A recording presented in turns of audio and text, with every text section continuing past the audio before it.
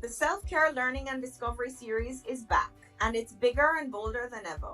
This is the premier self-care event of the year, bringing together self-care enthusiasts of all backgrounds and disciplines from around the world. The World Health Organization defines self-care as the ability of individuals, families, and communities to promote health, prevent disease, maintain health, and to cope with illness and disability with or without the support of a healthcare provider.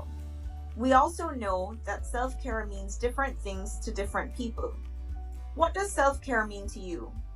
You'll have ample opportunity to reflect on this question during the Discovery series, with more than 20 interactive virtual sessions organized by self-care experts worldwide. The Discovery series will elevate cutting-edge research, programming, and advocacy insights across a wide variety of self-care topics, and we encourage you to attend as many sessions as possible, especially on topics that may be new to you.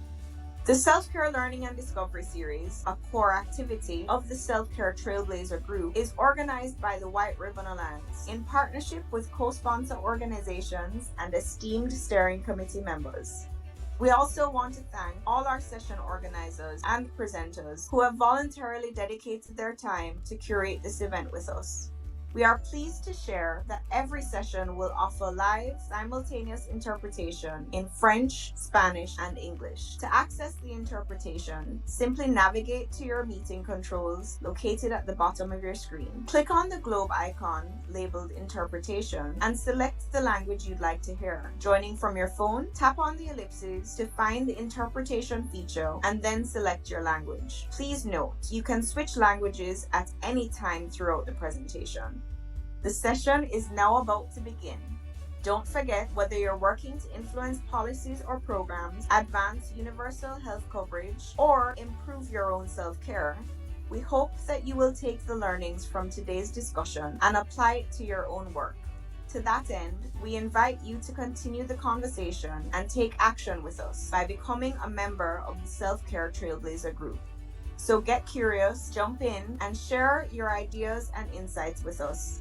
We look forward to advancing self-care together.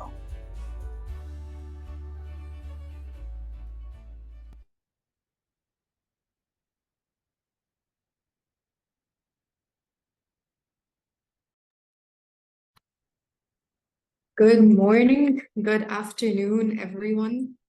Thank you all for joining us today. My name is Mirat Khalil, and I have had the honor of serving as the campaign manager for the Women's Health and Wellbeing Listening Across the Life Course initiative. Today, it's my honor to welcome you to this bonus session as part of the Self-Care Learning and Discovery series. As you see from the screen, our session is titled From Self-Care to Collective Action, Realizing Women's and Young People's Health and Wellbeing. As many of you know, and many of you participated, in 2023, more than 2 million women and young people across every WHO region and continent were asked about their top priority for their health and well-being. At the core, this campaign is rooted in self-care. Every time a person steps into their power and uses their voice to demand change, this is self-care. It starts with self-awareness and self-trust, knowing that you know what you need. You are the expert on your body, on your rights, on your context, and on your community. Then, the step after that is speaking up. By speaking your demand for change, this is a simple but radical act of self-care. It's self-advocacy. Now take that one voice and multiply it by 2.5 million. That is a revolution, a collective call to action, a global call for community-led accountability. Next slide, please. Today, we're going to be listening to these 2.5 million demands for health and well-being. We're going to be launching the call to action from women and girls, and we're going to have an interactive panel to listen and respond to the demands from different perspectives, from mobilizers, from decision makers, from partners around the world. So before we begin, next slide, please. I'd love to turn the question to you. If you can scan the QR code and answer this question, what do you want most for your health and well-being? Or you can go on to mentimeter.com and type in the correct code.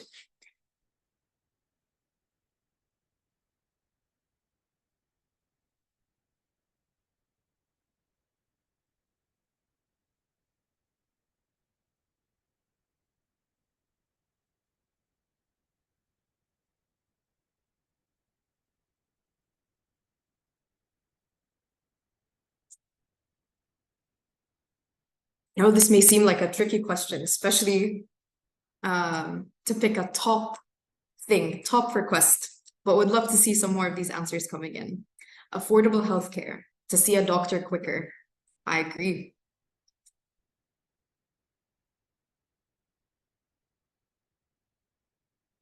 Peace in my country, that's a beautiful one. And if you can't access the Mentimeter, it's okay, you can put your answers in the chat. So I guess as folks are putting in their responses, maybe we'll give it just one more quick 10-15 seconds. The Menti might not be working. Yeah. There we go. We see some more responses. People around me, different opportunities, community, easy access to healthcare, timely healthcare. Absolutely. That's great. Thank you all for sharing your answers and adding your voice to the 2.5 million who've also put their demands on the table. Rest. I really like that one as well. So without further ado, Molly, can I ask you to play our next video that will give you a bit of an overview of the story of this campaign?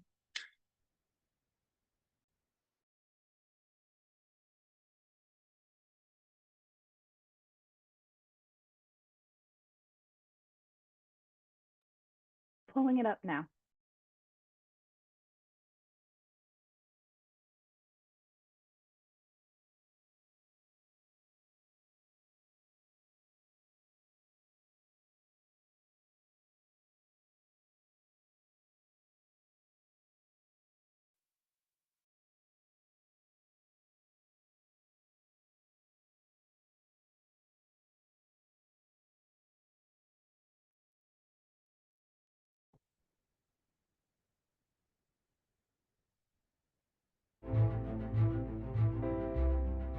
In a world where the voices of women have been silenced for too long, a revolution has emerged. A simple, profound question set off a chain reaction worldwide, challenging deeply entrenched and preconceived beliefs about women's health. What do you need most for your maternal and reproductive health? We asked 1.3 million women across 114 countries, from all walks of life, from every corner of the globe. It was a novel question, a question that many women had never been asked before, even those of us who were asking it. From that simple question came a treasure trove of profound responses. Women's voices surged, their stories unfolded, revealing an intricate network of connections between health and seemingly unrelated needs. And together, we learned.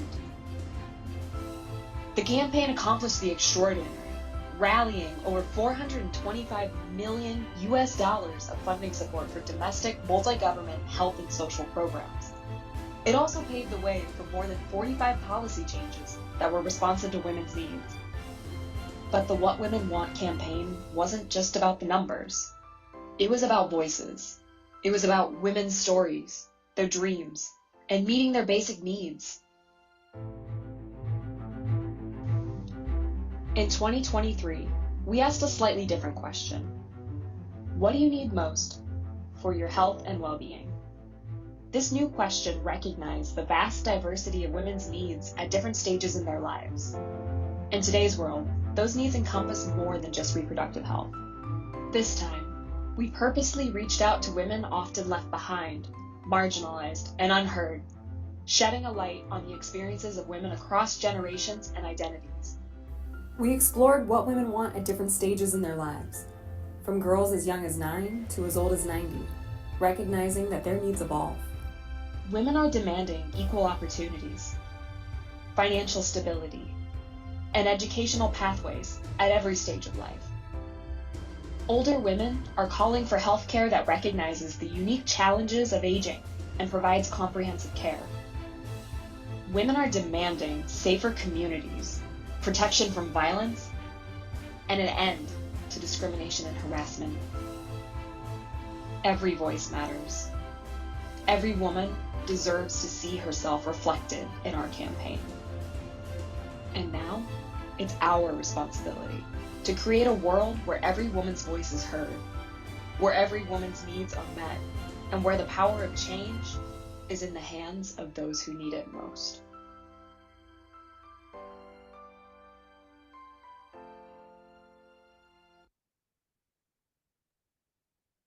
Wow, thank you so much for sharing that video. Can I kindly ask you to go to the next slide? I hope that is making many of you feel inspired to take action and to really remember why we're all here today. To listen to what women, girls, young people all around the world are asking of us, and to take up their call, to make their agenda our agenda, and to really see a difference in our world when it comes to health and well-being. Next up, I'd love to invite my two wonderful colleagues, Diana and Aissatou, who are going to present the findings of the campaign. If you can pull up the slides, that would be great. Thank you, Molly. I appreciate your support very much. And in the meantime, I will ask my dear colleagues to introduce themselves. Sung and screamed in cars and showers all over the world. This is her.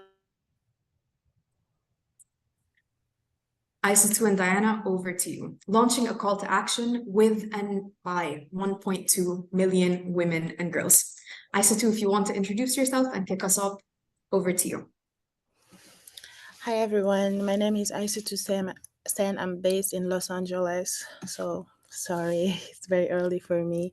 I am the Women Health Campaign for West Africa. Thank you, Merit. Molly, can I have slide 6?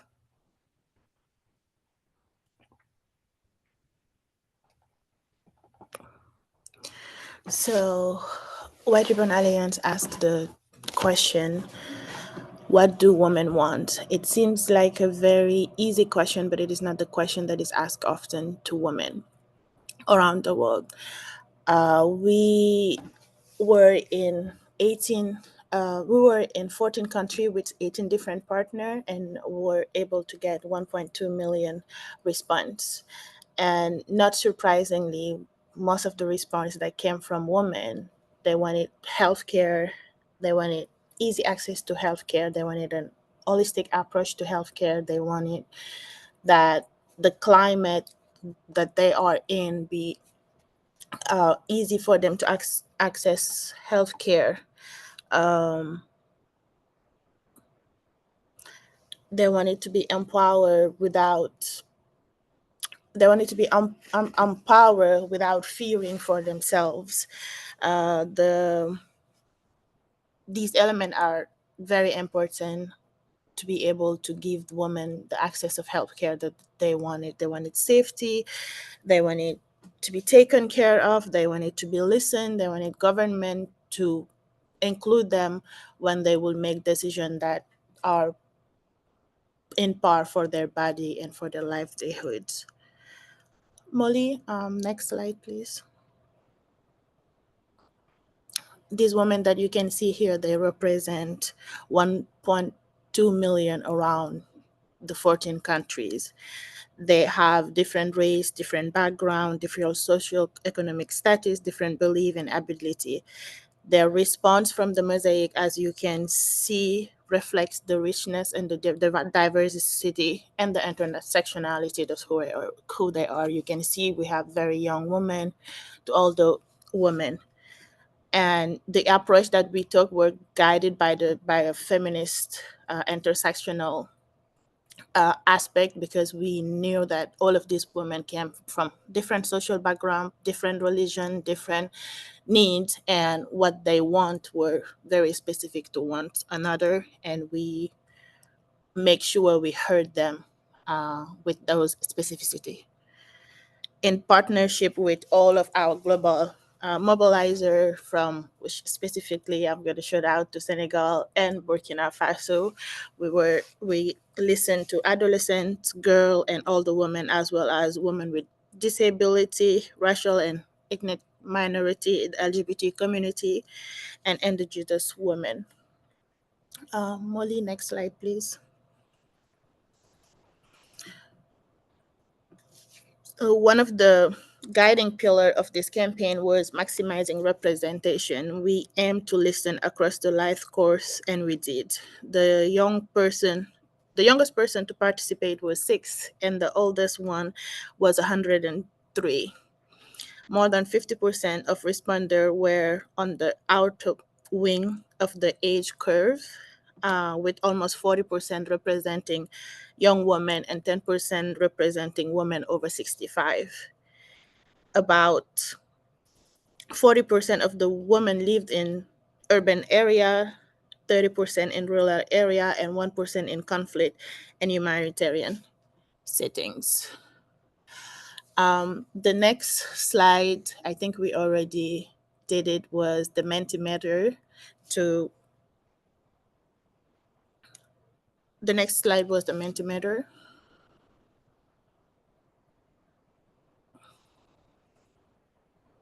So I think we'll remove the Mentimeter question. It seems the colleagues were having some troubles with that. So thank you again very much. And thank you for joining so early in the morning at 5 a.m. Yeah, thanks you for having me. So passing to Diana to tell us a little bit more about what were some of the details, what were some of these demands, and what did that look like? Over to you, Diana. Thank you very much. Hi, everyone. I'm Diana Copeland. I'm an advocacy and communications manager at White Ribbon Alliance, and I was one of the co-leads of this global campaign. Here is what women demanded. Almost 500,000 women, more than a third of all responses, demanded health system changes, most commonly asking for free, affordable, or insured healthcare. Another 20% of women asked for education and economic opportunities. Women are demanding financial independence. They don't want to go into poverty for healthcare, and they are asking for the means to support themselves, not handouts. It's important to note, too, that 250,000 responses asked for just the basic necessities of life, food and rest. Next slide. Given the life course approach of this campaign, we wanted to compare top demands across ages.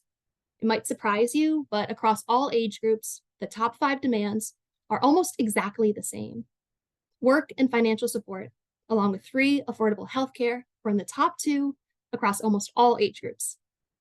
The most visible color on this table is representing all the women and girls who are demanding better health systems, including high quality, inclusive, and respectful health services, and fully functional and well-equipped health facilities.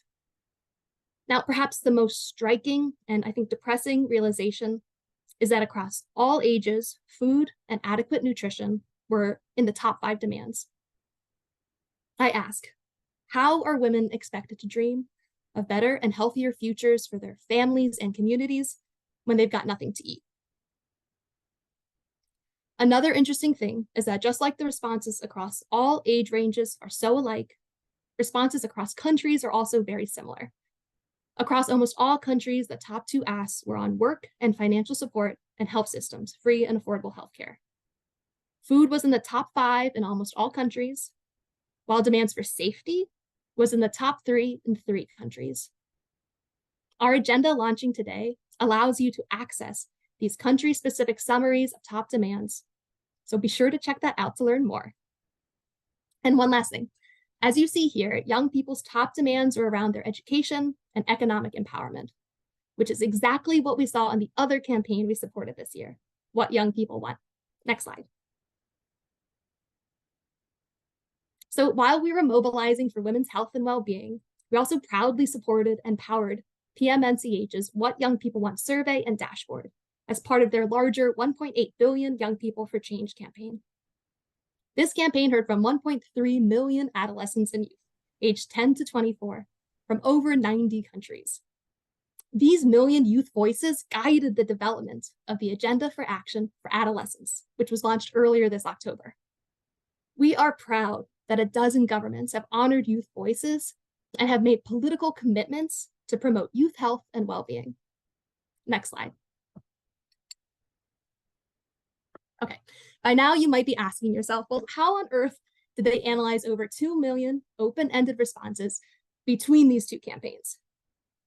By leveraging the power of digital technologies, advances in integrated natural language understanding and machine learning to augment our analysis, White Ribbon Alliance Global, with our partner Fast Data Science, together built one of the world's first women-powered, women-focused artificial intelligence tools. We have been using AI to support our work for years now. Building on our previous campaigns, we've built the foundation for an incredibly unique AI algorithm that was trained entirely on the voices of women and girls, an extreme rarity within the AI space. We used inductive and deductive techniques to create a series of category codebooks that allow for open-ended responses to fall into distinct categories. Our algorithm is now routinely adjusted based on growing responses from a number of campaigns to ensure an increasingly high predictive accuracy rating in a fraction of the time it took to originally create and train. All demands across all campaigns are transcribed and uploaded into an interactive, anonymous, purpose-built demand dashboard. It is designed to meet the highest standards of accessibility, and it's available in over 200 languages. You can search through our major topic categories, specific subcategories, look at regional, multinational, national, down to the state or provincial level, and across demographic areas, including gender identity and age. You can even search for specific keywords or phrases on various topics, or even export the entire data set for more in-depth country, regional, or global analysis. All of this incredible information is at your fingertips, and truthfully, I think you owe yourselves to find out for yourselves what women have said, and to use the dashboard to inform your work. And we will share the link in the chat. Next slide. So through these million-plus voices across continents and ages, a resounding message emerges. Women's health and well-being requires systematic transformations to health, food, social, political, and economic systems. Today, we honor these million demands by launching this holistic women's health and well-being agenda. Beyond the sum of our body parts, a call to action. We call on decision makers to deliver UHC, invest in women, ensure women can feed themselves and their families, provide and power clean communities, promote emotional well-being, stand against all violence, discrimination, and harm, expand women's autonomy and rights, and protect sexual, reproductive, maternal, newborn, child, and adolescent health. Let's make their agenda everyone's agenda. Thank you, and back to you, Miret. Thank you so much, Diana. Molly, can I ask you to put the next slide up? Colleagues, today, like Diana said, we are launching this call to action. We are making women's agenda our agenda. So here you can access this newly published report that also includes country-specific snapshots through the QR code on the screen, as well as the link that's going to be inputted in the chat. As many of you are requesting these documents and these resources, please feel free to monitor the chat as we're going along through this session. Lots of valuable resources, including the report links, the dashboard links, and other resources to the different campaigns can be found there. So without further ado, I'd love to introduce our panelists. May I have the next slide, please? So today we are joined by 7 amazing partners spanning literally all around the world. From Mexico City to Manila, I think we're literally spanning 8 different time zones, and that's amazing. It goes to show really the reach of this campaign. So joining us. And first off, I'd love to start with you, Sujoy. Sujoy Roy is the National Advocacy Officer from CINI, Child in Need Institute in India. And actually, it's an honor for me to have Sujoy start us off, as actually he was one of the originators and the ideators of these campaigns. So Sujoy, will you share a little bit about what made you start this campaign, and also share a little bit about your own organization's mobilization? And I guess before I start off with the questions, I'll just give a quick remark to all the panelists to kindly abide by time. We had a little bit of a technical issue this morning, and so we're a little squeezed on time, but really looking forward to have your reflections. Sujoy, your organization alone mobilized, asked, and listened to close to 250,000 young people in India over a span of literally just a couple of months.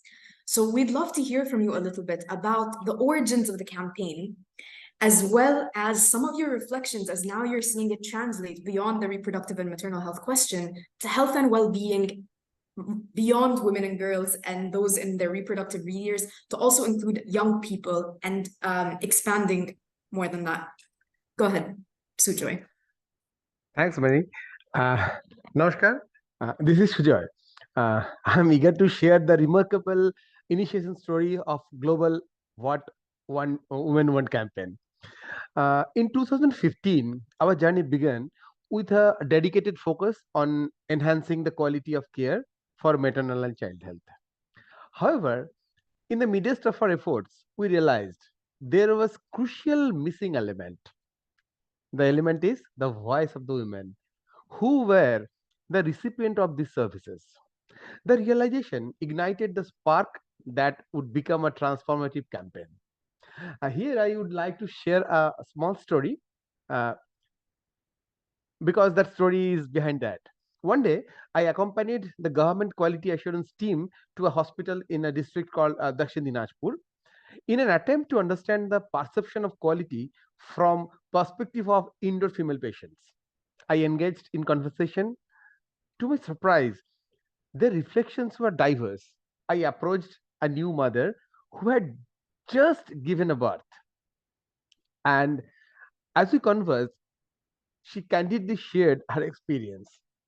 Despite the joy of childbirth, she expressed the challenges and financial strains, making it difficult her to nourish herself adequately. However, she encountered a moment of unexpected happiness during the hospital stay. In the hospital meal provision, she was pleasantly surprised to find chicken stew. Given her family's financial constraints, chicken was a luxury beyond their regular meals. The presence of this special meal brought genuinely joy to her, highlighting the significance of thoughtful and inclusive healthcare practices. It was on the day within the hospital walls that a crucial realization dawned upon me. The varied experiences and perspective of those women unveiled a stark truth. We need to think beyond conventional approaches. That moment become a catalyst, sparkling shift to our approach to healthcare and inspiring innovative thinking that would later define the trajectory of the global What Women Want campaign. Our campaign didn't start in a busy metropolis like Kolkata or New York or Delhi, but it is a small town called Shantiniketan, settled under the Birbhum district of West Bengal. Little did we anticipate that is the local initiative would evolve in a movement of a global proportions. As What Women Alliance India encompassed and rebranded the campaign Hamari Awaz, Hamari Swasth across the nation, the momentum grew. In 2018, the Global What Women Alliance took this grassroots initiative and elevated it into a global stage. The campaign, initiated in my state, found resonance for beyond our borders. That is the beauty of What Women Alliance. Reflecting on this incredible journey, I am filled with pride for the achievements of What Women Alliance West Bengal. Our team not only worked tirelessly to plan and execute the campaign, but played a pivotal role in creating historic impact, shaping the narrative of women's healthcare. In closing, I express my deepest gratitude to everyone who has contributed to this journey. Together, we have transformed the local campaign into global force, amplifying the voices of women worldwide. The path ahead is illuminated by our shared commitment to a healthier, more equitable future. Thank you everyone for allowing me to share this chapter of our story. Thank you. Hope I'm in time. Thank you very much, Sujoy, for sharing this inspiration, the small idea that started in West Bengal, now literally encompassing all around the globe. So speaking of this mobilization effort, this mass mobilization effort, I would like to maybe pivot still in India and pass it over to our next panelist, Amal, research associate from HelpAge India. Contrary to Sini, who mobilized specifically among young people, asking them for their health and well-being, Amal, HelpAge India, as coordinated by you and the hundreds of mobilizers that you've worked with as well, you listened predominantly to older women in your community. And as mentioned in the presentation, we're spanning the outer edges. Majority of our, more than half of our respondents were in these outer edges of the life course. So Amal, I'd love to hear a little bit more from you about your organization and your team's approach and how you listened and meaningfully listened to older women in your community. And I believe that you also have a video to share. So I will kindly ask Molly to get that video queued up as you give your introduction. Over to you, Amal. Great, thank you, Merit, and hello everyone. As she has introduced me, I am working with HelpAge India. We specifically work for older persons in India. So I'll try to keep this as short as possible due to the time constraint. And see, when I was a kid, I always used to notice that my mother, she used to refrain herself from putting her needs in front of others.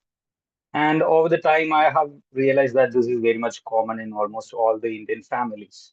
For example, like if there is a scarcity of food, like if there is only 4 packets of food and there are 5 members in the family, it's always the mother.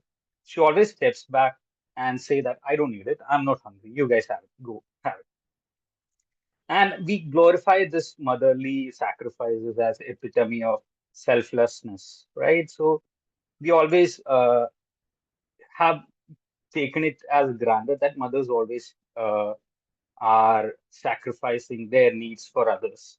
But beneath this, there is another side of this motherly selflessness that women, the mothers, women, tend not to articulate their needs, right? And this inarticulation, coupled with the other factors such as limited access to resources, healthcare, education, this will eventually lead to accumulation of a lot of other disadvantages, especially when it's old age.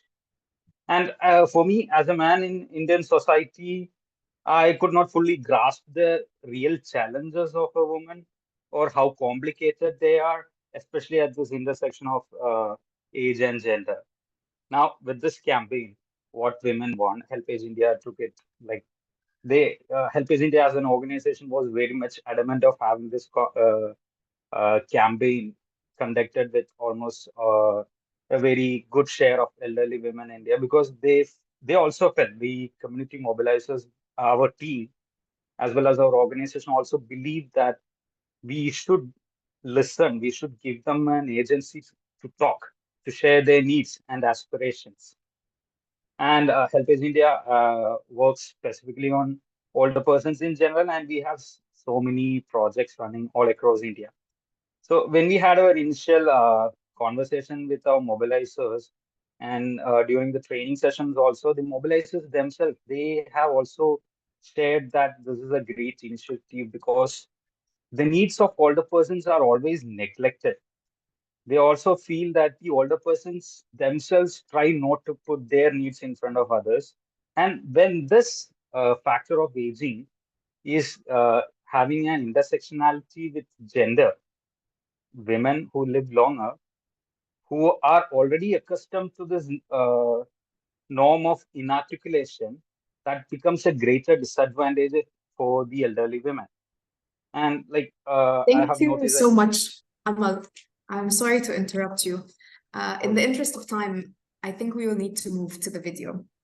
Molly, sure. may I kindly ask you to put it up? Thank you.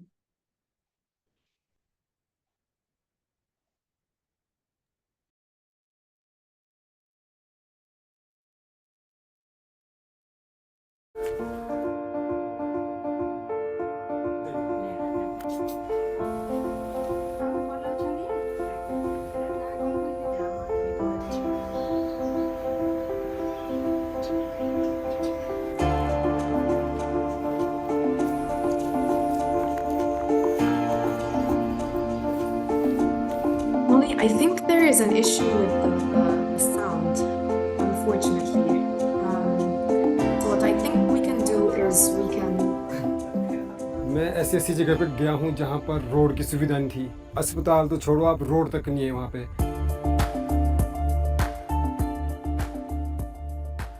जब ये हमें project मिला तो बहुत ज़्यादा खुशी हुई, क्योंकि बुजुर्गों के साथ काफ़ी जगह केयर नहीं होती है, उनकी टाइम से उन्हें खाना नहीं मिलता है और दवाइयाँ भी उन्हें प्राप्त नहीं होती। जैसे हम घर में जाते हैं, सबसे पहले उनका अभिनंदन पाँव छू के या हाथ जोड़ के करते हैं। सर प्रथम जाएंगे नमस्कार करथिली आ कहिथिली विश्व स्वास्थ्य संगठन रु आसीची। तो कई औरतें जिसमें इनके पाँव छूता था तो वो थोड़ी सी भावुक भी हो जाती थी, तो उनके लिए फिर वैसा हो जाता है भी प्यार से कोई लड़का आ रहा है तो शायद कुछ होता ही है हमारे जीवन में भी कोई आया हुआ, जैसे आदि दर्द तो ऐसे ही ठीक हो जाता है। आमे तो असुविधा सम्मुखीन होउछु, कारण आमे जदि गोटे हत्याट गोटे अननोन लोक को भेटुछु, अजन लोक भेटुछु, से माने फास्ट हमकु कहबाकू संकोच करिवे। तथापि हम चेष्टा करिथिलु तांको सहित मिसिकरी तांको मन कथा आ विभिन्न रोग विषय रे जानबा। जैसे भी लेडीज होती है कि भी जेंट्स है तो कई चीज़ें होती, गायनी प्रॉब्लम होती, कुछ भी होती थी तो शायद नहीं खुल के नहीं बता पाती थी मुझे। और कई ऐसे होते थे भी उनके हस्बैंड उग्र हो जाते थे भी, आप लोग क्यों हैं, क्या क्यों आप सवाल जवाब कर रहे हो। तो संकोच कले आमे तांको संगे निज परिवार वाला निज झियो भलिया तांकर से मां मन को पाके पहुंची से मन को संगे मिसी से मन को निजर आग करी कि ता परे आमे तांको ठार कथा बार करछु कि आमे जदी कोन कहिबु पैसा पत्र दरकार कि खाद्य दरकार देई देबो कि एमती क्वेश्चन करथिले। तांको पचारला बेलू से कहले कि आमको कौन जोगाई देव, खाया देव कि आमको डाक्तरखाना जोगाई देव कि डॉक्टर सहित परामर्श करैब कि मागणा मेडिसिन दे परिबो। कोई भी चीज़ आपने करनी हो, जब आप ग्राउंड पे जाएंगे, ग्राउंड से आपको पता लगती है। अगर आप ऑफिस में बैठे या वहाँ से आप कुछ कर रहे हो या आप सीख रहे हो, सीखने की मैंने देखी हुई चीज़ भी, आप जो भी काम करना है आप ग्राउंड पे करना पड़ेगा आपको। आ बहुत आशीर्वाद मध्य मिलिथिला, बहुत किछि शिक्षा जिनस भी मते मिलिथिला, बहुत खुशी लागिथिला।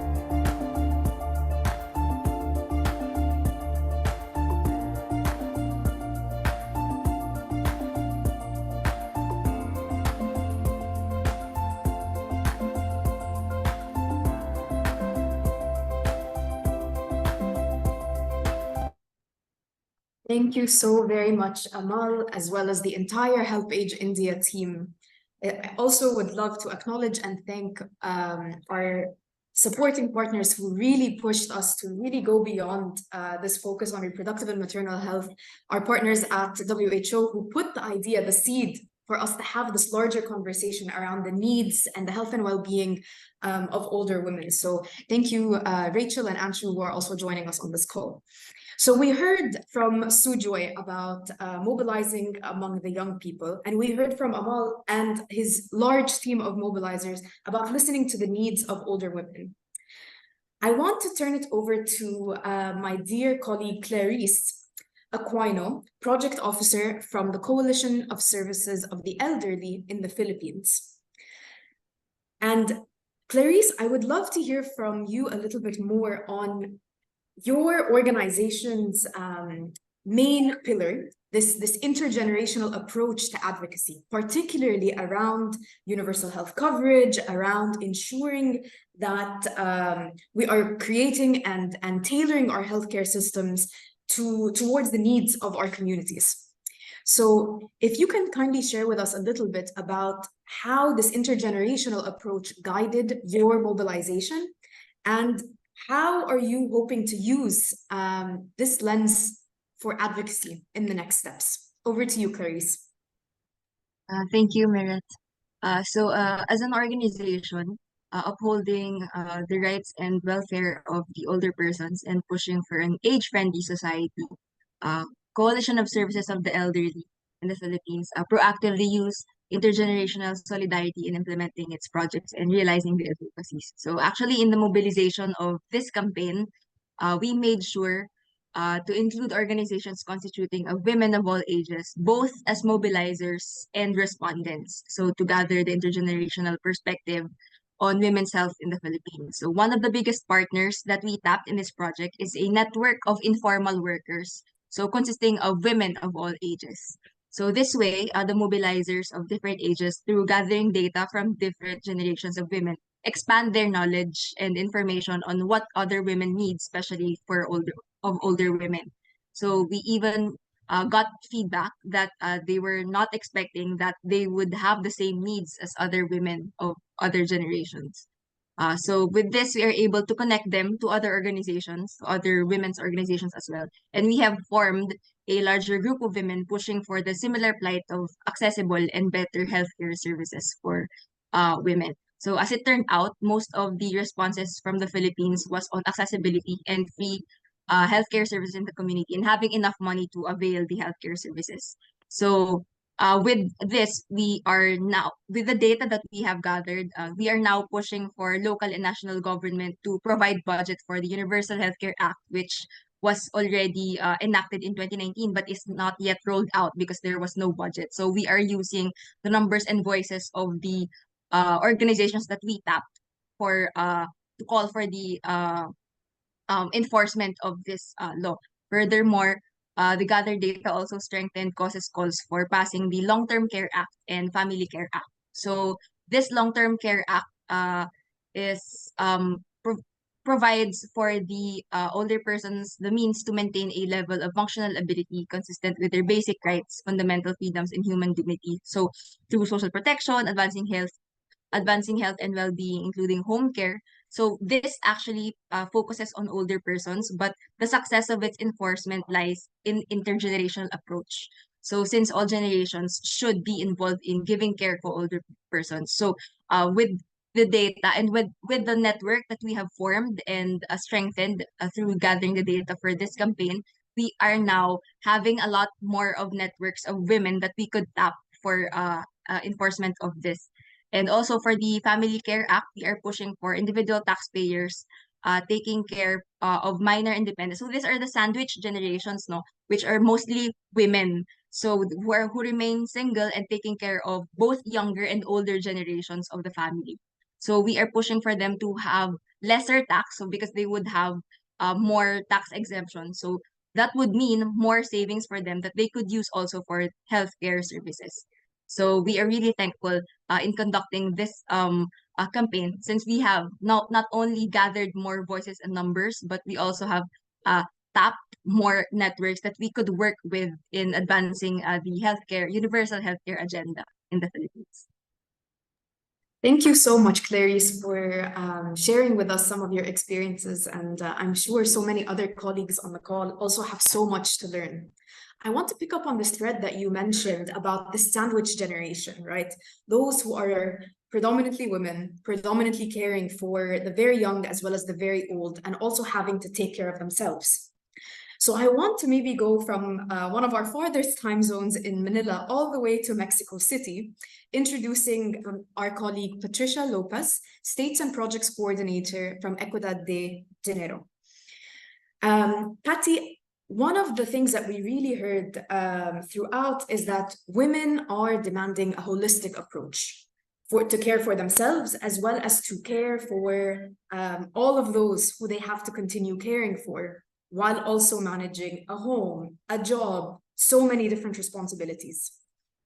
Women are asking for changes to their healthcare systems, economic empowerment, and food security. So I want to ask you, given that Equidad also mobilized for the campaign on health and well-being and economic empowerment, would love to hear from you. What are some of these takeaways? What did you hear and what did you learn from women in Mexico? Over to you, Patty. Hola, muchísimas gracias. Pues es un gusto para mí compartirles nuestra experiencia. Muchísimas gracias por la invitación también. Es un gusto representar a América Latina y el Caribe y por eso es que estoy haciendo mi presentación en español. Era muy relevante para mí. Es un gusto compartirles que como organización implementadora de esta campaña, lo que las mujeres quieren, y que bueno, de hecho acá en México la retitulamos para incluirnos lo que las mujeres queremos. Fue un proyecto muy retador, no les voy a mentir. Sin embargo, nos demostramos una vez más que sí podemos y que ahora tenemos una responsabilidad muy grande, ya que este fue un diagnóstico muy representativo de la situación de los contextos actuales de miles de mujeres en nuestro país. En nuestro trabajo en territorio, a través de las líderes comunitarias, las promotoras y las acompañantes de la Red por los Derechos Sexuales y Reproductivos en México, conocido como la DDCER, trabajamos muy de cerca, como ya mencionaste, Meret, con niñas, adolescentes, jóvenes y mujeres adultas. Sin embargo, en esta ocasión nos acercamos a preguntarles. Esto fue un trabajo muy diferente a otros proyectos con los que trabajamos nosotras. Y pues bueno, a responder la pregunta que me haces, la voy a responder desde 3 diferentes perspectivas. Desde el trabajo de las y los movilizadores, desde las niñas, adolescentes y mujeres encuestadas, y pues también desde el staff central, que fue pues el reto coordinar como toda esta participación de todas estas personas. Pues uno de los puntos más llamativos fue que la mayoría de mujeres jóvenes respondieron que necesitan más oportunidades de trabajo para todas en empresas, en organizaciones, en puestos de poder. Sobre todo las adolescentes se encuentran realmente preocupadas e interesadas en tener trabajos dignos para tener un futuro mejor. Notamos que las juventudes viven demasiada precarización y eso se ve reflejado en las encuestas, ya que son algunas de las respuestas más repetitivas. La falta de oportunidades laborales es muy latente. El poco acceso a trabajos dignos y bien remunerados es una preocupación. Cabe resaltar que trabajamos en distintos espacios geográficos. México, como ustedes sabrán, es un país enorme y con población muy diversa. Trabajamos en Ciudad de México, la capital, en Coahuila, al norte, en Jalisco, en Tlaxcala, al centro, en Puebla, en el Estado de México y en San Luis Potosí, en el Bajío. Dentro de las poblaciones más importantes a destacar se encuentran las niñas y adolescentes y las mujeres indígenas. Por mencionar que algunos de los estados, como en Tlaxcala y en Oaxaca, tuvimos esta experiencia donde recopilamos las respuestas de mujeres que se identifican como indígenas y que a pesar de incluso algunas no hablar muy bien español, quisieron participar, pues les parecía muy valioso que les pidieran su opinión sobre sus derechos por primera vez en sus vidas. Mujeres rurales, urbanas, de las periferias, de todas las edades, estudiantes universitarias, niñas, adolescentes de entornos escolares, adolescentes embarazadas, madres adolescentes, mujeres, niñas y mujeres también víctimas de violencias. En Oaxaca, uno de los estados más grandes, se aplicaron encuestas en zonas de la costa, en Pinotepa Nacional y en la zona centro, donde pudimos hablar con mujeres triquis y mujeres afromexicanas. Para muchas de ellas era la primera vez, como ya mencioné, que les hacían reflexionar sobre su vida, su salud y su bienestar.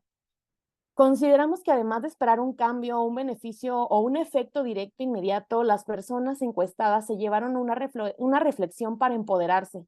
Desde la perspectiva de los movilizadores, a quienes agradecemos enormemente su apoyo por la colaboración y su trabajo en esta campaña, ya que sin ellas esto no hubiera sido posible. Puedo decirles que fue un trabajo muy retador y pesado por los contextos en los que se enfrentaron. Entre los obstáculos que tuvimos fue la falta de acceso a Internet, pues que no querían abrir un link desconocido, que no querían responder una pregunta a una persona extraña en la calle, y pues situaciones también burocráticas. El acceso para la aplicación de encuestas en las escuelas pues tuvo demoras y por eso nos atrasamos en algunas entregas. Hubo cuestiones de la geografía también, olas de calor en Coahuila, San Luis Potosí, en Oaxaca, el proceso electoral en Coahuila y el Estado de México, la contingencia ambiental por las erupciones del volcán Popocatépetl, que afectó a Puebla y a Tlaxcala, evitaron que las movilizadoras pudieran salir a la calle por varios días a encuestar. Otra complicación fue la salida de varias encuestadoras en algunos de los estados, por lo que tuvimos que buscar y capacitar a nuevas participantes. Algunas de las mujeres manifestaron haberse cuestionado cómo estaba su bienestar, pero no comprendían a veces las preguntas. Teníamos que acompañarlas y abordar más de cerca y regalarles nuestro tiempo y acompañarles en ese proceso de reflexión. May I kindly ask you to start wrapping up your introduction? Ok, bueno, pues ya nada más para cerrar. Para nosotras como staff central y como equipo nacional, la verdad es que el reto no fue conseguir las 75,000 encuestas. Para nosotras el verdadero reto es saber qué vamos a hacer con toda esa información y poder tener un compromiso real con todas esas niñas y adolescentes y esas mujeres para hacer que sus comunidades y sus vidas se transformen. A todas las mujeres participantes les hicimos mención de que su voz importa. Lo que las mujeres queremos es vivir en un mundo libre de violencias, de cualquier tipo, económica, sexual, física, psicológica, estructural. Queremos ser libres en todos los sentidos, queremos sentirnos seguras. Lo que las mujeres queremos es educación sexual para descubrir, métodos anticonceptivos para disfrutar y aborto seguro, legal y gratuito para decidir. Muchas gracias.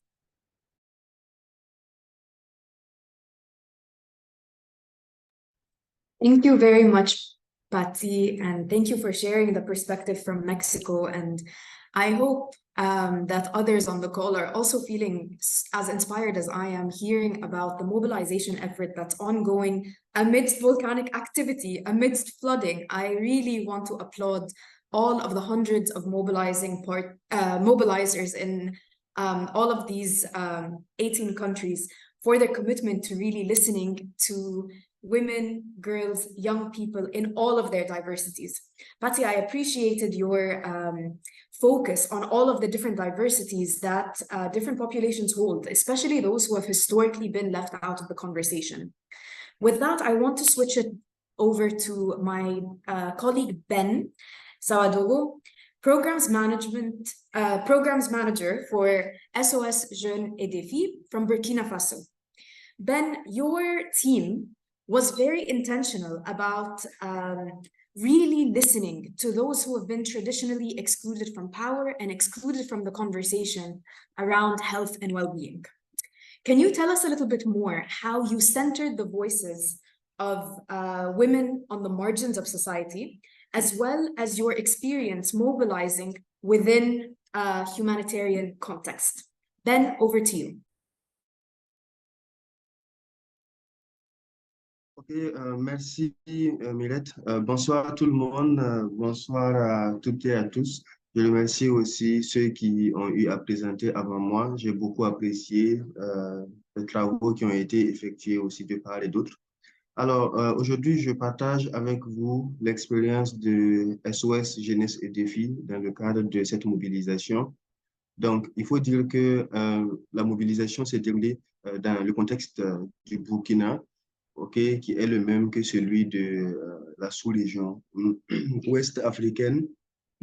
Alors, depuis 2015 environ, la sous-région de Burkina aussi connaît une crise sécuritaire liée à des attaques terroristes. Et ces attaques terroristes ont engendré, en tout cas, des conséquences sur le développement humain et les droits de l'homme de façon générale. Mais cela a aussi engendré des déplacements de population pour fuir les zones touchées par les conflits. Ces zones touchées par ces conflits-là ont été vidées d'environ 2 millions de leur population, parmi lesquelles nous pouvons compter 52% de femmes. Alors, compte tenu de ce déplacement, ces femmes qui avaient déjà des besoins ont vu le gap en matière de bien-être s'agrandir. Donc, l'étude s'est réalisée dans les zones du centre-nord et de la boucle du Mouhoun du Burkina Faso. Ce sont des zones qui, justement, reçoivent beaucoup de ces femmes déplacées-là. Et par conséquent, nous avons maximisé la collecte de données et la mobilisation sur ces zones-là. Alors, notre stratégie, c'était quoi? Puisqu'il s'agit de partage d'expérience, c'était de travailler avec des organisations aussi qui avaient des domaines d'intervention ciblés sur ces communautés que nous visions. Nous avons notamment l'Association des femmes handicapées battantes du Burkina qui nous a beaucoup accompagnés pour mobiliser en fait les femmes qui vivent avec un handicap. Et il y a aussi l'Association des femmes pour l'éducation, la solidarité, la santé et le développement qui aussi nous a accompagnés à toucher davantage les femmes déplacées internes.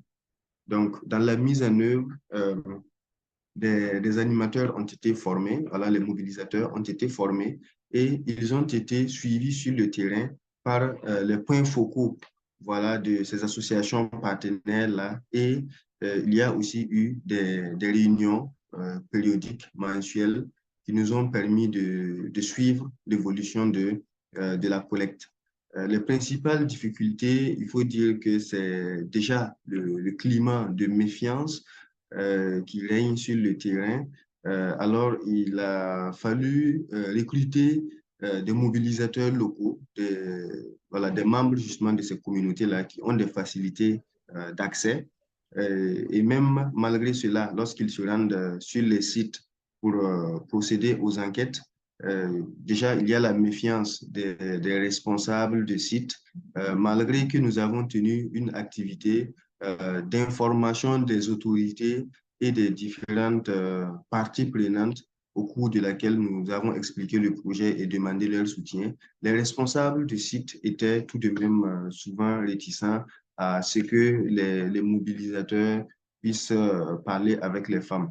Et une autre difficulté qu'il fallait prendre en compte aussi, c'est que ces femmes sont déjà dans un état en fait de besoin humanitaire. Par conséquent, lorsqu'elles voient des acteurs procéder à de la collecte d'informations, à des échanges, elles commencent à se demander s'il ne s'agit pas d'un recensement pour fournir une aide humanitaire ultérieure. Par conséquent, ce sont les mobilisateurs qui ont cette responsabilité-là de donner la bonne information afin que vraiment les femmes puissent comprendre, adhérer à l'esprit de la mobilisation et accepter s'ouvrir pour donner les informations. Donc, ça fait partie vraiment des difficultés. Et je peux citer aussi les difficultés d'accès, même en termes de zones, parce qu'il y a des zones qui sont touchées vraiment par les... Donc, voici kindly un ask you to bring en gros your intervention l'expérience to a de... close. Thank you. Voilà. Donc, je pense que c'est l'intervention que je voulais faire. Merci beaucoup.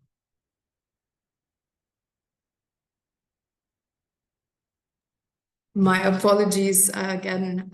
The time is really quite tight, but we really appreciated hearing about how this type of campaign and how this type of mobilization can also work and can also be done in some of these more difficult settings. So really applauding you and the team for not just working against some almost impossible conditions, but in really keeping this equity lens central to your work.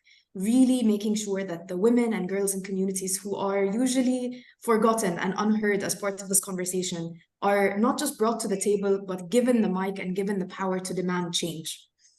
With that, I want to shift from Burkina Faso to Pakistan, inviting our colleague Rafia Rauf, the project director for the Forum for Women's Development and Research in Pakistan.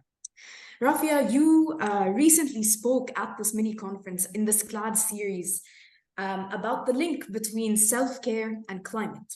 You've also historically been involved with extensive advocacy in Pakistan. So I want to turn it over to you. We've heard from various mobilizing partners all around the world, from the youngest to the oldest, from Manila to Mexico City, really listening to women and girls in their diversities. So I want to turn it to you in Pakistan and ask you, how do you see the next link, the next stage of advocacy, and how does that link with some of the bigger macro advocacy that is ongoing, whether it is on UHC, whether it's on self-care, whether it's on climate justice? Over to you, Rafia. Thank you, Merit. I thought you had forgotten about me. So it's good that you haven't. Okay, I must say that, watching the video right now about the What Women Want campaign and then listening to our colleague, Sujoy, about its origin brought back so many memories and all good ones. As you know, we in Pakistan were involved in this campaign from the very start. And actually for us, it's underlying philosophy, that is using women's key asks for driving change has become the modus operandi of all our initiatives. The way I see it, the recently carried out Women Health and Wellbeing campaign is like, this another link in the chain, where we are going to use women's lived experiences as the strongest and most valid evidence for determining their health agenda. Now, I know I'm making a very strong statement here, but I can back it up. You see, under the What Women Want campaign, we reached out to around 250,000 women across Pakistan. And their top 10 key asks literally determined our focus and gave direction to our efforts. For instance, a key ask put forward by women was with regards to availability and accessibility to family planning services. Now, the sheer number of women asking for this led to increased allocation as well as utilization of family planning resources at the sub-national level in 2 provinces of Pakistan. And not just that, owing to the strength and the importance of women's voices and how they had really contributed to shaping programmatic decision-making, a women engagement mechanism now forms part of the Family Planning 2030 roadmap outlined by the provincial, sub-national government of Sindh in Pakistan. Another area which was brought forward by women was respect for maternal care. Now, we have been working on this area for quite some time, but we're actually the voices of women from across the country categorically demanding respect for maternal care that changed the canvas. Today in Pakistan, RMC charter stands adopted by healthcare commissions, which are the health regulatory bodies of the country in 2 provinces of Pakistan. And as you just mentioned yourself, it were actually these women voices, their expressed needs that, honestly speaking, opened our eyes about the intersecting link between maternal health and climate change. Now, this has resulted in the undertaking of a groundbreaking research on the challenges posed by climate change, especially extreme heat, to maternal and newborn health. As a matter of fact, we have just launched this campaign in one of the sessions of the self-care series, and now we'll be taking it to the upcoming COP. So be there and, see our findings.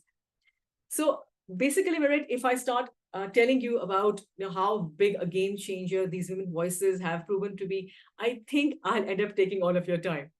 So I think what I'm going to just conclude over here is by saying that while the Women Health and Wellbeing campaign has recently finished, based on what we have witnessed so far, this campaign actually brings with us a promise of good times to come and positive things to happen. In Pakistan, under this campaign, women have spoken about free and accessible health services, like in other countries as well. Now, we envisage that this will accentuate the need for universal health coverage that already the national and sub-national governments in our country are working towards. Similarly, women have highlighted the need for quality nutrition, in particular maternal nutrition. Now, we can say that the impetus created by these voices will play a critical role in actually the implementation of Pakistan's recently approved maternal nutrition strategy at the sub-national. I mean, there are other things as well, and I'm sure they will all feed into the overall, decision-making that is taking place at the national and sub-national level. But you see, the crux of it all is this. In Pakistan, 100,000 women have spoken, and their voices have given us the direction as well as the momentum. And now in the coming days, you will see us just working for that. I'm going to stop here. I know you're short of time, and I think even my conclusion took forever. So please, over to you. Thank you very much, Rafia. And it's always inspiring to hear you talk and to hear of your amazing advocacy in Pakistan. And you're right. What we've heard throughout this campaign from the 100,000 women in Pakistan and the 1.2 million women and girls globally, 2.5 if we're putting both campaigns together among young people and women and girls, is there's a need for a holistic agenda. Women are not fragmenting their wants, their body parts. When they look at health and well-being, they look at it holistically, bringing in health systems, bringing climate, bringing SRHR, and none of these can exist without the other. So thank you so much for highlighting that, and best of luck to you and the team at COP. I'm sure you will make all of us very, very proud. So colleagues, before I invite our last panelists, I would love to invite all of you to start thinking about what are some of the questions you are keen to ask some of our esteemed panelists, as well as Diana and Aissatou, who gave the presentation earlier. I will invite you to put your questions in the chat, and I will invite the team to start flagging some of these questions as we start transitioning into our Q&A session following our esteemed last panelist. So last but not least, it is my great honor to invite Noha Salim, the Global Women's Health Policy Lead at Organon. Noha, I am so excited to have you sort of come after this journey. We tried to keep the panel a bit of a story, so starting with the origins, going around the world, hearing a little bit from mobilizers, hearing a little bit from women, hearing a little bit about some of the different perspectives among communities that have not really usually been heard, to what does it look like to really take some of these demands as data and evidence to policymakers for them to implement changes. Now I want to come to you as one of these decision makers, and I want to ask you to reflect a little bit on this agenda that's being launched today. Your company, Organon, is founded on the mission of listening to women and girls and meeting their needs across their life course.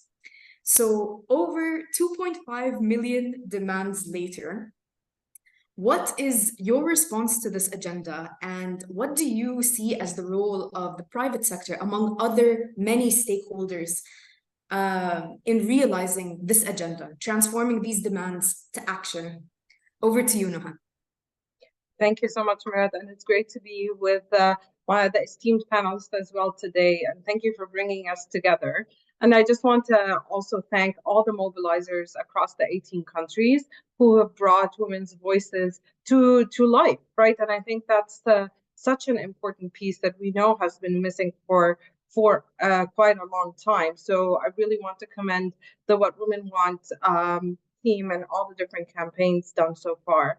So when Organon was launched back in 2021, we also started with the question of what did women think was missing?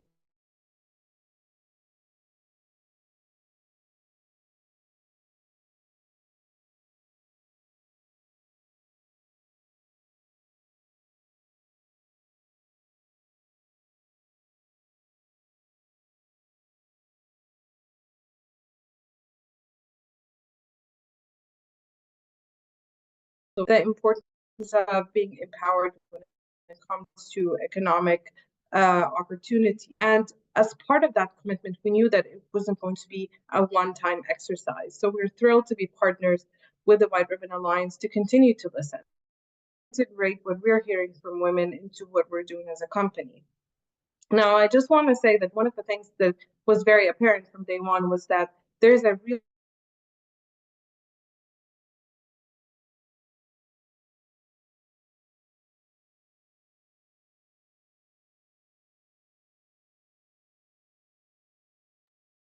Noha, I think we might have some connectivity issues. If it would help, maybe we can switch off the camera. Your voice is cutting out a little bit. Over to you. Oh, apologies for that. But I hope the network is stable. Yes, go ahead. Okay, great. So one of the things that we started really thinking about is how do we reframe women's health in a broader way of really going beyond SRH, and also taking that holistic life course approach has been incredibly important as we start to think about those areas of unmet need, and really moving to a more integrated approach. And also one of the things that we quickly came to realize is the importance of social determinants of health, that gender equity and women's health are really connected. So if we want to see improvements in women's health, then we cannot operate in a space that is very siloed and only focus on health without really recognizing the different forces that impact women and really understanding the connection between those. So I think, when we're hearing the demands that are today coming to life through this survey, it really just reinforces the need for us to think differently. And that brings me to the role that we as a private sector can play in terms of working with various partners. And I would say there are three. One, at the core of what we do as a company, we are focused on bringing innovation in areas of unmet needs of women.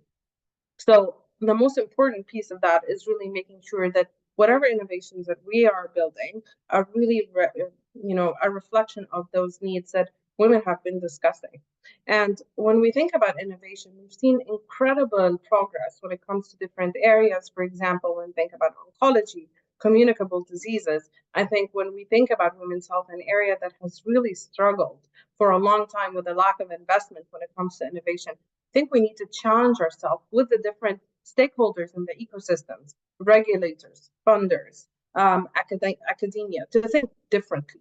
How can we approach innovation and research in women's health in a way that can help us build an ecosystem that is conducive for more innovation and investment to flow? The second is really about partnerships. If we need to think about partnerships in a different way, because these innovations are fantastic, but if they're not getting into the hands of women that need them, then we really haven't met their full potential. So in working with partners, whether it's around supporting the research ecosystem or whether it's about access programs, leaving no women behind. And just to give an example, we have a partnership with Neon FPA to reach women, 100 million women in 73 low middle income countries and prevent 120 million unintended pregnancies. So I think we need to think about some of these partnerships in a way that helps at least reach those women, but also to think about the sustainability of these programs, which brings me to the third point. And I would say the last frontier, which is a key struggle, came up through the survey as well, is how do we address financing? A lot of these programs to really, or some of the demands we're hearing, need resource mobilization so that we can put in the programs and implement the policies that can really support women. So we need to think also a bit differently about how we finance universal care coverage. How do we finance some of these programs to scale? And I think when we think about sustainable financing and various innovative financing instruments that can be applied to gender equity and improving women's health, I think the business case is clear and the investment case is clear. It's really how do we make sure that the funding really gets there and that we start to quickly learn. So in conclusion, I'll just say that, I'm really proud that we were able to be part of this initiative. I'm very excited for what's going to come out of these demands and to continue to see, we're already seeing change, which is phenomenal. How can we continue to see change moving forward? And we as Organon stand to partner with all the different stakeholders in that effort. Thank you so much, Noha. And I think all of us couldn't agree more. Those are maybe the three most critical ingredients when we're talking about how do we really transform this this collective this agenda and call to action. And I think you mentioned them so clearly and so systematically. The issue of innovation, the issue of partnerships that go beyond sectors and the usual suspects, and of course, the issue of sustainable financing. Thank you for that. I think you also positioned us very nicely to kick off our Q&A. So maybe I'll start with the first question that has been raised here. Over to, I'll pose it to any of our mobilizing partners from any of the countries represented. What do you see next for women and girls? What should be the immediate next step?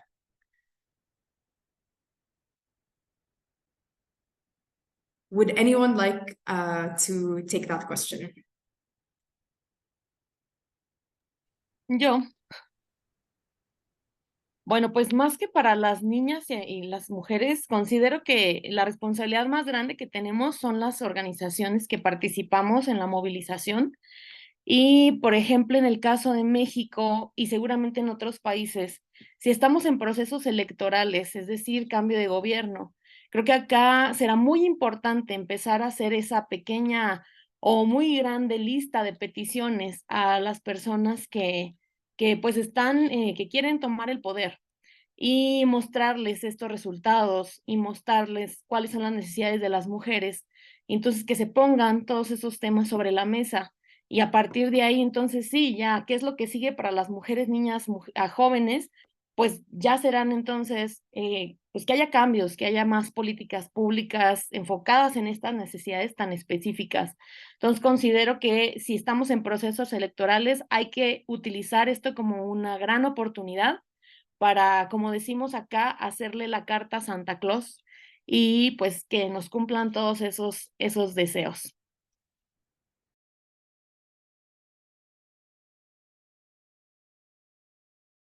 Thank you so much, Patty. I appreciate that framing, especially as we're approaching the holiday season. And maybe I'd like to take this moment to invite some of our other panelists to think about this Santa list, right? We have donors, we have partners, we have additional partners who could maybe support with some funding. So maybe not thinking of the whole Santa list, but maybe if I can ask, and we can go in order, if you're going to pick one thing that you want to see immediately changed in your community, what would be the one ask that you would ask a donor in your respective countries? So maybe I can start with our farthest time zone. Clarice, what would your recommendation be? One thing that you would ask a donor in response to the mobilization efforts that you've done.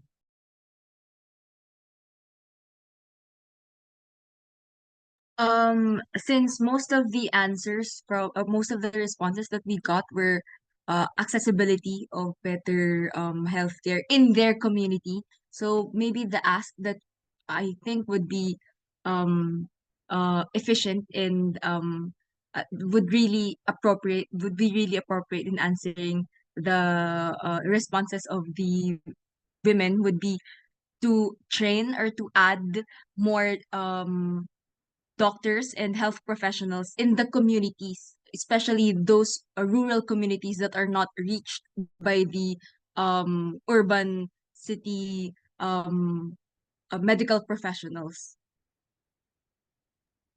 Thank you so much, Clarice. Maybe I'll invite Amal next. If you can ask for one thing from a donor in response to the demands that you heard from women and girls in your community, what would it be? Yeah, in response to the demands which we have heard from elderly women across India, most of them has actually asked for the affordable healthcare. So in response to that, I would definitely suggest for either free healthcare services for the elderly women or health insurance, which covers the whole healthcare accessibility and all the services for elderly women. Thank you for that, Amal. Maybe from there, I can ask Ben, if there's going to be one thing that you're going to ask a donor or a funding partner to support SOSJD in realizing the demands of women and girls in your community, what would that be?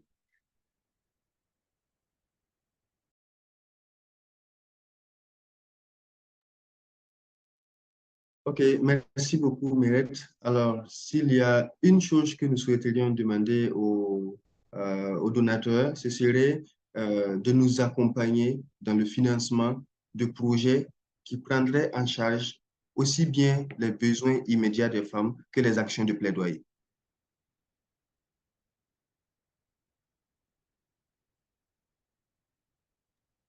Thank you so much. Rafia, I'd love to pass it to you. What's on your Santa wish list? The top thing on your wish list? Yeah. Actually, Amaret, I will not pick up any one key demand as such, but rather I will go for the overall approach. I'm sure donors, government, whoever they are, they must be impressed and very well informed by this wisdom of women. Let's build on that. Let their voices, let their input, let their lived experiences inform their programmatic decisions. Develop a mechanism for engaging women constantly in their programming so that any decision that is made with reference to that is informed by those voices. These women, they just don't know, they don't not only know their challenges, they also know how to address them, as we have seen with our previous work. Let's ask them what works best for them. Let's involve them. That's what I would go for, always. You see, because projects come and go. But if we have a mechanism where women are constantly involved and engaged in programmatic decision-making, our job is done. That's what I think. I really like that, Rafia. I think it's really about more systematic and more intentional listening. And I think you said it so clearly. It's the correct response. It's the right thing for us to do, and it needs to be done in such a larger scale. I see one hand raised. Martha, would you like to unmute and ask a question? Okay, thank you. And thank you all to the panelists. This was really great. All of you were great and really rich, and so many questions. But so thank you all. A couple of things that just strike me is one, and our last speaker just mentioned that, is sort of not seeing things as projects that donors are going to fund, right? Because I think we have to get beyond that mindset into thinking about sustainable resource mobilization in countries, right? And so part of that is there's a whole range of things that women want and need, right? So I think a clear articulation and how that, and what are the health systems levers, what is the community levers, all the way through that to make a pitch for X or Y. Otherwise, it can be too enormous, I think, for anyone to kind of get their head around. So what does this mean? Yeah, everyone has access to health services. That's good, right? But like teasing it apart and distinguishing it better and maybe framing it in a way that is salient to government ministries, that can resonate with communities, all of those kind of things. I think that would be a really important next step, I think. Anyway, thank you all. Thank you so much, Martha. And I think you really highlighted what we're trying to do today. We're launching an agenda for action that has 8 very specific and very actionable items that we're calling for governments, decision makers, everyone, all relevant stakeholders to do it. And I encourage all of you to download the report and read the call to action. You'll see that actually we're asking 8 verbs. And they're 8 verbs that can be very simple for many, many of us to do, many of us to encourage, many of us to call on other partners to do. And maybe with that, I'd love to pass it over to Noha for a response to Martha's reflection. And then with that, I think we'll close our Q&A in the interest of time. Noha, over to you. And I think that's a really important point. I think we need to prioritize, because resources are not infinite, and because we want to make sure that the resources are being channeled to where we'll see the biggest impact. What are those big pain points that if we address today will really make a difference, and women will feel like there has been a change? So I think prioritization will always be critical, but I also think that we need to create the future today. So the future is now, and we need to think to do things differently. So the one thing I would love to see is that every country would have a national women's health plan, a plan that looks at women's health from adolescence all the way to health and aging, and that is really integrated with a gender lens, that is resourced appropriately, and that doesn't really section women out, but can really give them that holistic care. And I know that that's not something that we're going to maybe see in the next few years. I think it's going to be a journey, but if we don't start that today, then it's not going to be here for our kids. So that's something that I would love to see moving forward. I love that top of the Santa wish list item. I think really it's important for us to dream. I think so many of us have heard that in the panel and in the discussions today. And Noha, I think you put it so simply and powerfully. If we can see national women's health plans and agendas in every country, I would join you in saying that is a massive win. So why not? Let's work on it together, and let's make it happen. I think with the advocates and the implementers and the researchers and the donors that are on this call, I think it will take all of us to get there, but I think it's not a dream. I think it's a realistic thing that we can see.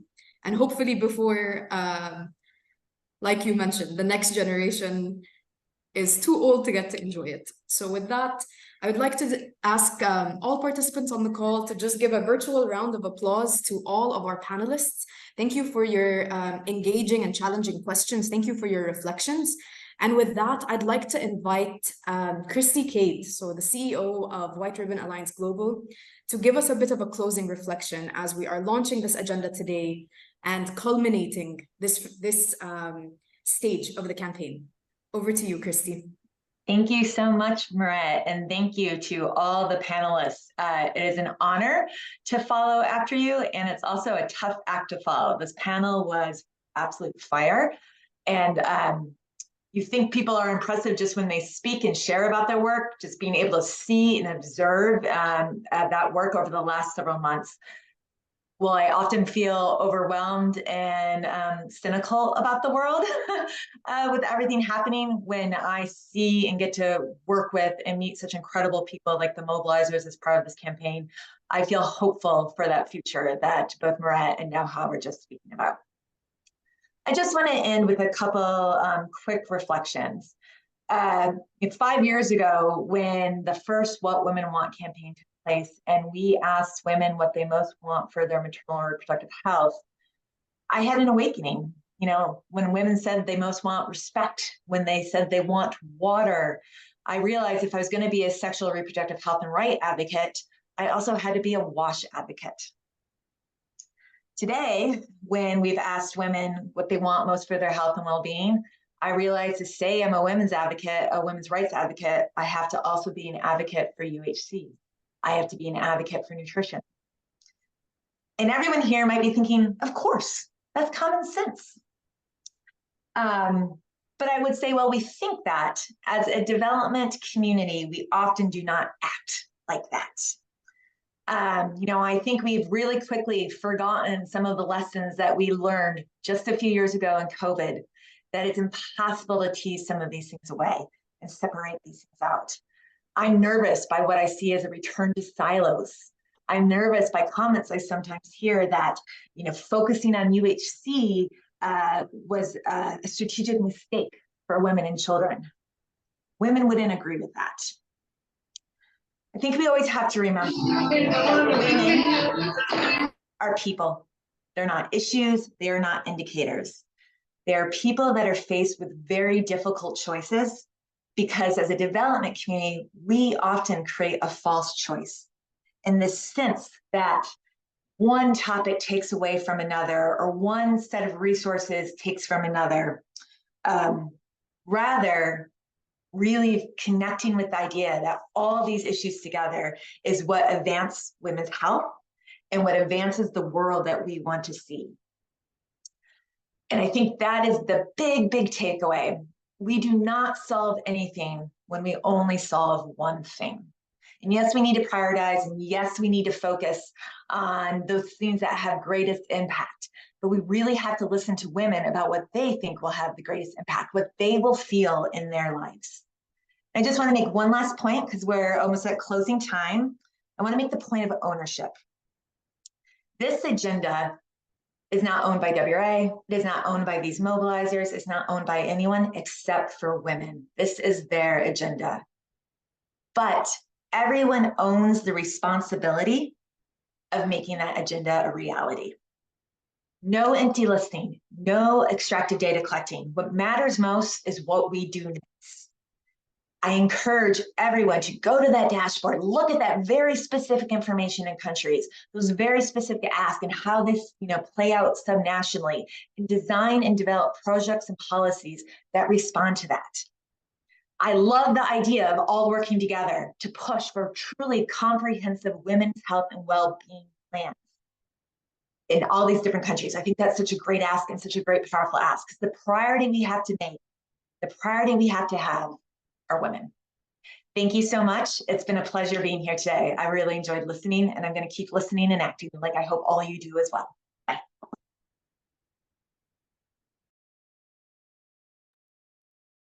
Thank you so much, Christy, and thank you to all of our speakers. That brings us to the end of our session today. I encourage all of you to scan the QR code on the screen, download the call to action, and really own it, like it's your agenda too, like Christy called us.